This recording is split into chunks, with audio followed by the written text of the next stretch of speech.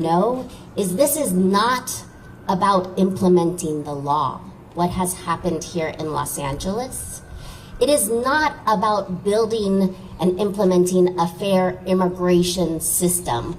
We have laws, we have policies that actually create processes that not only implement the laws, but have the respect for all of those going through the laws. It is not a perfect system, and we need to continue to work on it.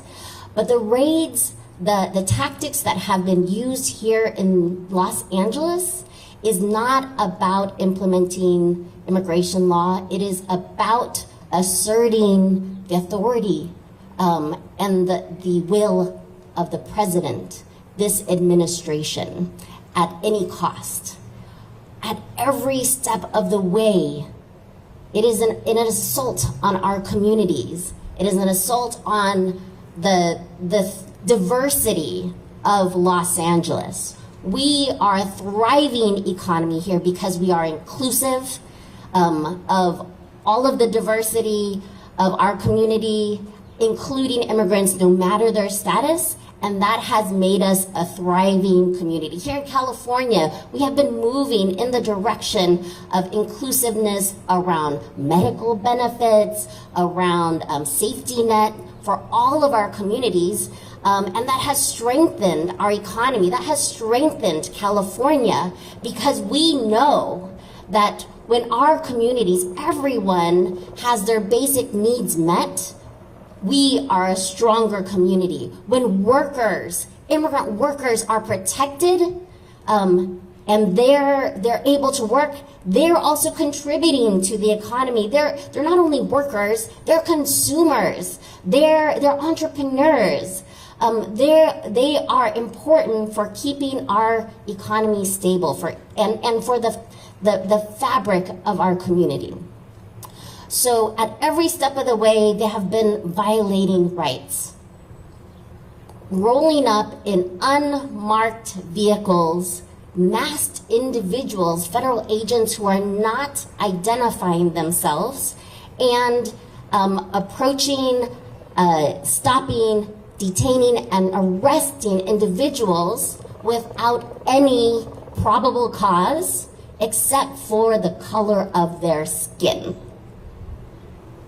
And we are all at threat. Our rights are all in threat of being violated by these violations of our Fourth Amendment, of our Fourth constitutional right.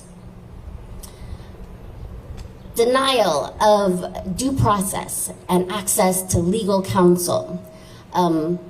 Denial of basic humane conditions in detention centers and when they're being picked up. We know of people, not criminals, workers, family members, parents who have been picked up, who have been assaulted, physically assaulted during the arrest. We know that there is no hygiene. There's little hygiene, there's little food, there are no beds, people have to sleep in chairs. The ambiance garment workers who were picked up Friday morning stayed in the van that they were picked up in until the next day in the morning with no access to hygiene and food or medical care.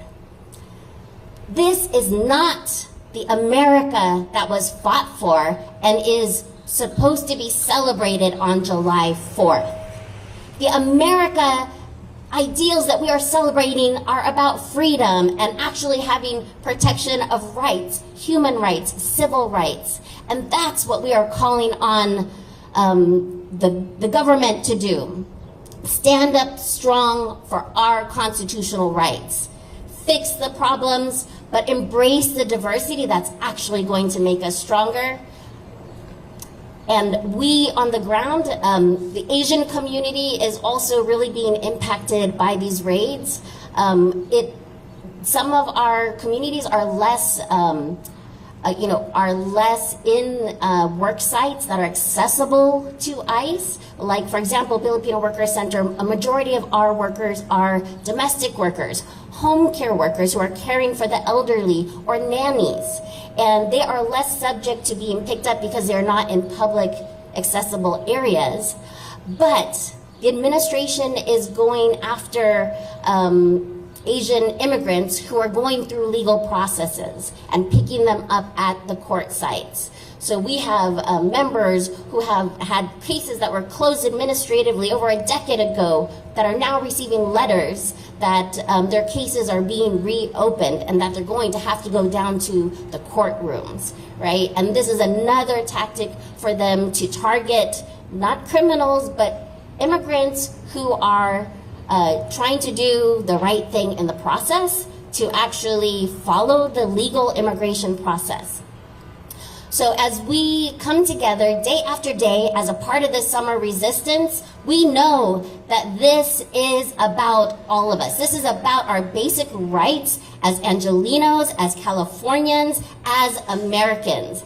And if we don't, as a nation, stand up for our basic rights to not be racial profiled, to not be discriminated against, to have communities that are not being attacked and occupied by our own military forces, this is going to spread beyond Los Angeles. It is already spreading. This is a test case, and we need to stand up not only as Angelenos, but across the nation, just like what happened on No King's Day. We need to continue this fight, and we will continue this fight until all of our rights are protected.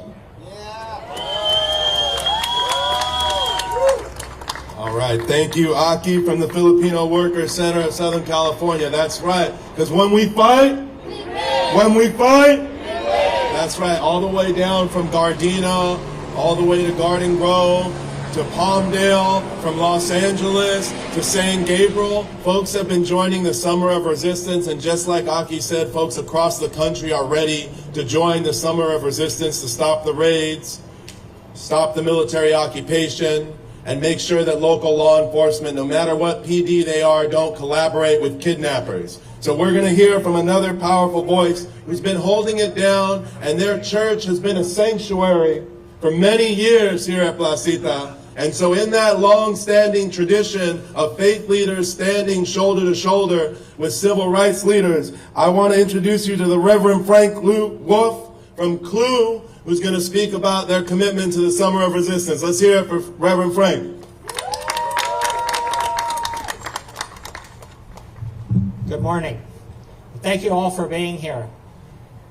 As Felipe said, my name is Frank Wolf. I am the pastor of the La Plaza United Methodist Church and the Echo Park United Methodist Church, and also a member in CLU. And CLU is here because we are all part of communities, groups of people that are working to build communities that are healthy, just, and whole, communities that are prosperous. And what we're seeing happening at the present time is an attempt to destroy the very communities that we've built, to take Los Angeles, to make us fight with each other, to bring in the military, to destroy the structures and the alliances that we have. And part of what CLU wants to say is that this is not going to work. We're going to resist it with all of the effort that we possibly can. Because as people of faith, we believe that God, the universe, is calling us to be engaged in the work of justice, in the work of making a peace that is real peace, a work that is rooted in truth and not in lies, a work that is rooted in love and not in fear. And so we are gathering every Tuesday to take a march with the Las Madres de los Desaparecidos, to be able to testify that we want our people to be released, that we want our families to be restored. We join together in prayer meetings to call for God, for the power of the universe to enter in and to help us to be able to have the strength that we need to stand up against what is happening in the city. We are with the Summer of Resistance with all of our heart and with all of our soul. We too are opposed to the militarization of our cities. We want our people returned. We want the detentions to stop. We want our city to stop cooperating with ICE and with federal forces that are trying to destroy our city. What you've heard from other people just a few moments ago is that we are a test case. Of course we are. When they're done with Los Angeles, they're going to go to Chicago, they're going to go to Houston, they're going to go to New York, they're already doing things in Atlanta, Georgia. There is no place in this country that is safe. And so as people of faith, we stand for those people who are people of goodwill. We struggle together. We don't just pray by getting on our knees, we pray by getting on our feet and marching through the streets of this city. And we call upon all of our sisters, our brothers, our siblings to join with us in this powerful, this just, this righteous struggle that we must win. We must win. The power of evil cannot succeed in the city of Los Angeles. And as Felipe said, when we fight, we win. When we fight, we win. We win because the power of the universe, the power of God is behind us. Thanks be to God. Amen. Let's hear it for Reverend Frank. What I tell you, he brings the fire. That's right. That's right. And it's going to stop here in Los Angeles. Because in LA, what do? We fight back. We resist in Los Angeles. We have a long-standing tradition of resisting in Los Angeles. Whatever military, whatever dictator, whatever tyrant decides to think they are above the Constitution, the law, and the people in this country, we have resisted in Los Angeles. And part of that has been students. Because students deserve dignity and students deserve a right to a peaceful education. So this morning we're going to hear from a student from San Pedro High School and a leader in Students Deserve who's been fighting back against LA Unified and making sure this summer of resistance fights back against every institution. Let's hear it for Mariah Williams.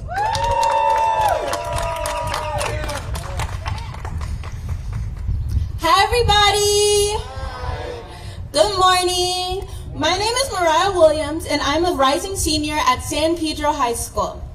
I'm a leader in Students Deserve, an organization where students fight for justice in our schools and communities, for Black students, for LGBTQ students, for immigrant students, and for anyone who has ever felt like they were left out, pushed aside, or targeted. I'm standing here today because of what's happening across Los Angeles. The fear, the ICE raids, the silent separations of families in the dead of night. It's not right. And I refuse to stand by and let it continue. ICE doesn't just show up on our doorsteps. It shows up in our classrooms. It shows up in empty seats, in students too afraid to attend school. It shows up in the quiet looks of students exchanged between friends who don't know if today will be their last day together. In the anxiety that clouds our minds when we're trying to learn, we're trying to grow, to simply exist. I've seen peers break down in tears, hearing their parents might not come home from work.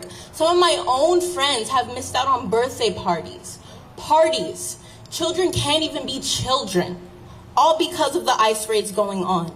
I've seen pain, that constant fear that inflicts on our mental health and the way that it eats at our ability to focus, to thrive, to dream. Our schools should be safe havens, not places haunted by the threat of ICE. But we haven't just sat back and let it happen.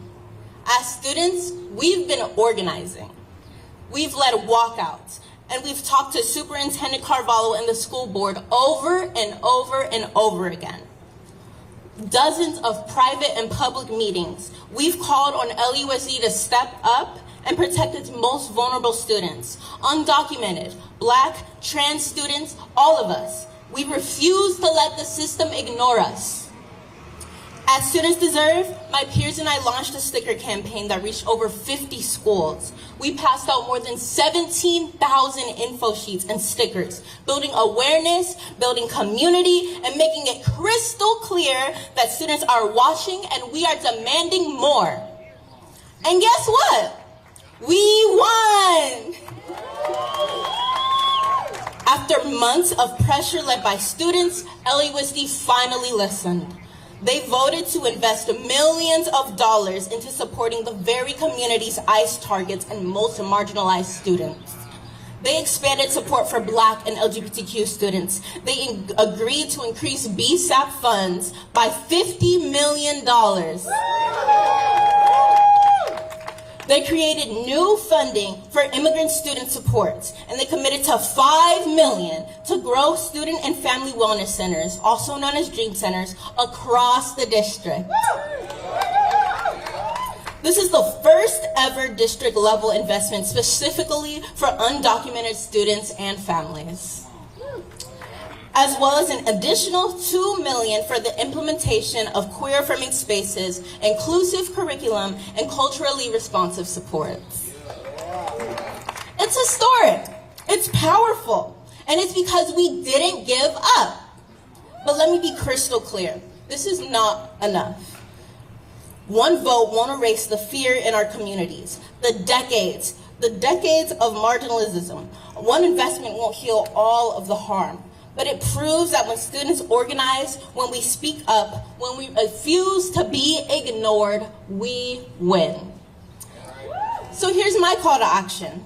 If you're a student like me, speak up. Don't wait for someone else to protect your community. We're living proof that our voices do matter, that our actions do make a difference. Join Students Deserve and fight for what our students in fact deserve. And for everyone listening, whether you're an ally, an organizer, a teacher, a parent, thank you. Thank you for standing beside us. Thank you for fighting with us. And because together, we are sending a message louder than ICE, louder than hate, and louder than fear. We will not be silent, we will not be moved, and we will keep fighting. Thank you, everybody. All right, that's right. LA is not going to be quiet. I know Donald Trump. I know Kristi Noem. I know Vice President Vance thinks they got us scared. Are you scared? No! That's right. When our community is under attack, what do we do? What do we do? That's right, Vato. Not going home. Estamos aquí. 21 days. The summer of resistance is going to keep going. And the summer of resistance is going to grow into the fight back fall. And we are going to fight back until the military is off our streets, until we stop the raids, until we stop local law enforcement collaboration with ICE. Every PD, the alphabet soup we are after, okay? Every single person. I'd like to next invite an organization and a person up who comes from that resistance, who comes from a fight back, was born of another fire in Los Angeles that people think was caused by the people here in LA. But we know that we are not violent here in Los Angeles, but we know how to organize. So I want to put your hands together for my compañera from Coco, Kamani Harris. Let's hear it. Hello, you all. My name is Kamani Harris, pronouns of they, them. I'm the Associate Director of Community Organizing at COCO, where we organize Black and Brown residents to improve the socio and economic conditions in South Central LA. What we're seeing in this moment is something that we haven't seen in this lifetime, but generations and generations back, this is something that was occurring.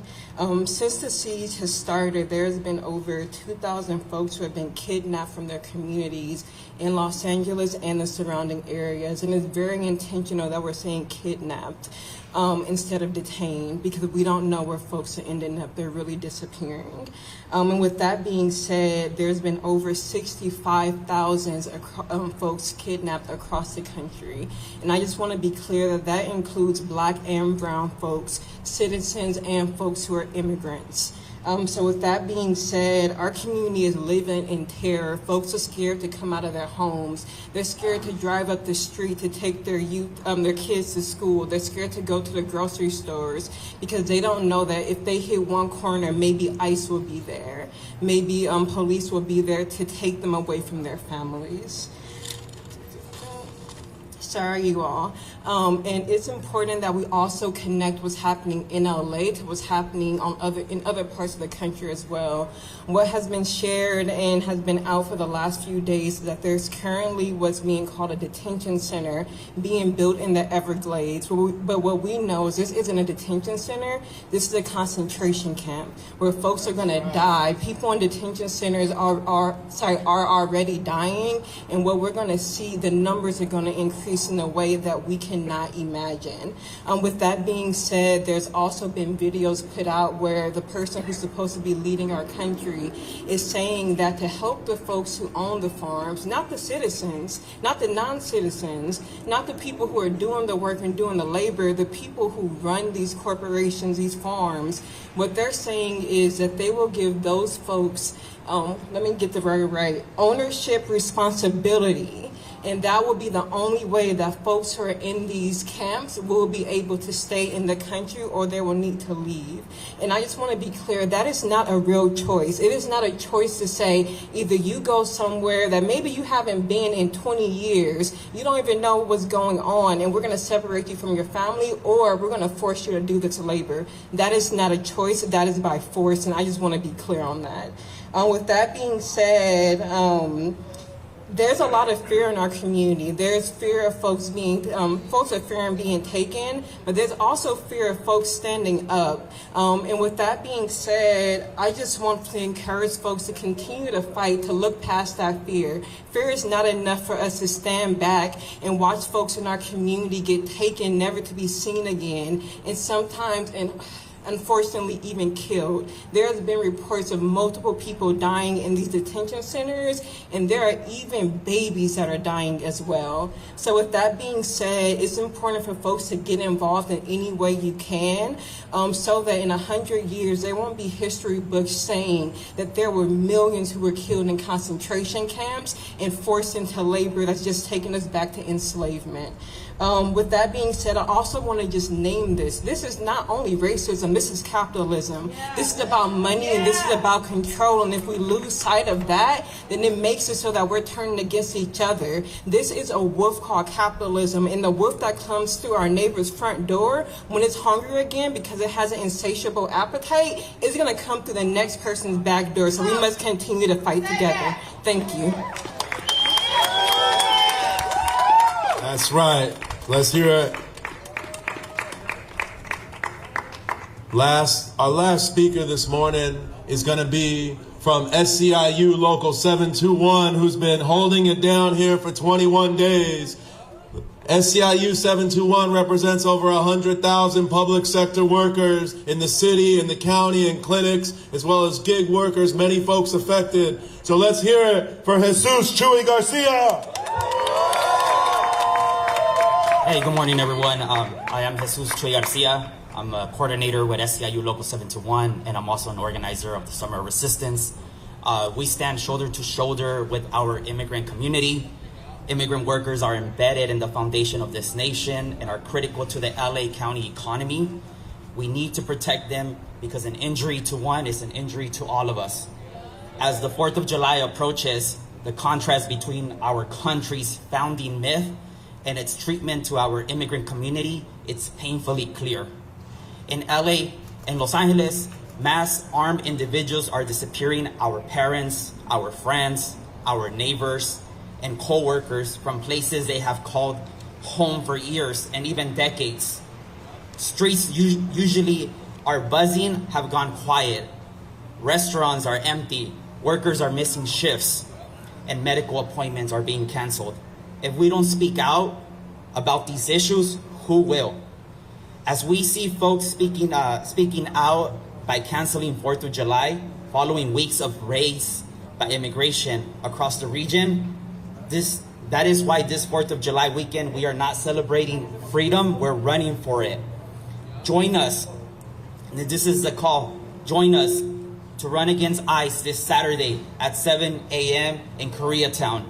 We're taking our resistance to the streets. We won't be frozen by fear. We're running to protest ICE raids, deportations, fear in our communities. We're demanding freedom, dignity, and safety for all immigrants. I'm going to do it in español. Buenos días, mi nombre es Jesús Chuy García. Soy un coordinador del sindicato SEIU Loco 721 y un organizador del Verano de Resistencia. Estamos hombro a hombro con nuestra comunidad inmigrante. Los trabajadores inmigrantes son una parte integral de esta nación y son crucial para la economía del condado de Los Ángeles. Es por eso que necesitamos protegerlos. A medida que se acerca el 4 de julio, el contraste entre el mito a fundadores de nuestro país y su trato a la comunidad inmigrante es dolorosamente clara.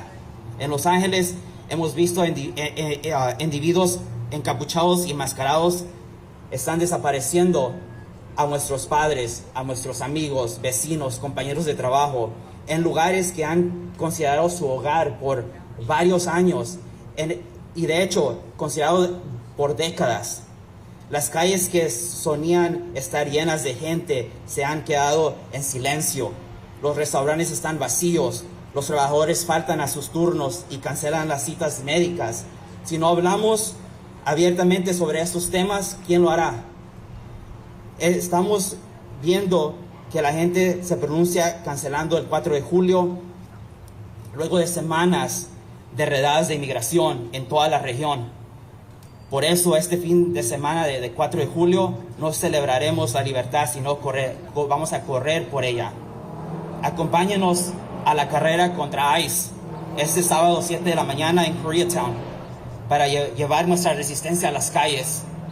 Estamos corriendo para protestar contra las redadas de ICE, las deportaciones, el miedo en nuestra comunidad. Exigimos libertad, dignidad, seguridad para todos los inmigrantes. Gracias.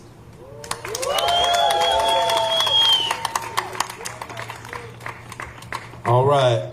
Again, we've been here for 21 days. These raids started 30 days ago. We are going to continue our summer of resistance until we, one, stop the raids, stop the military occupation, and stop collaboration with ICE of local law enforcement. Just this morning, over 100 cars started a justice caravan from a Home Depot in Gardena, where an ICE raid happened. We are a nimble movement. They are now coming towards Placita, over 100 cars, because when we fight,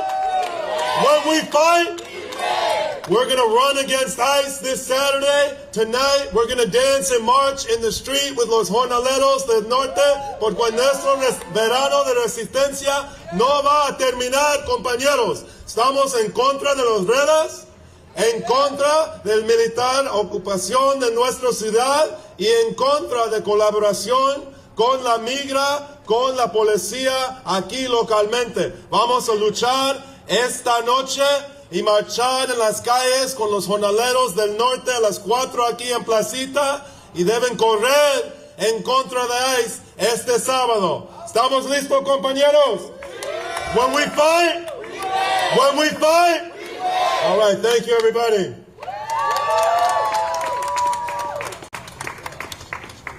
This concludes this press conference. Thank you, members of the press. Thank you, guests and friends.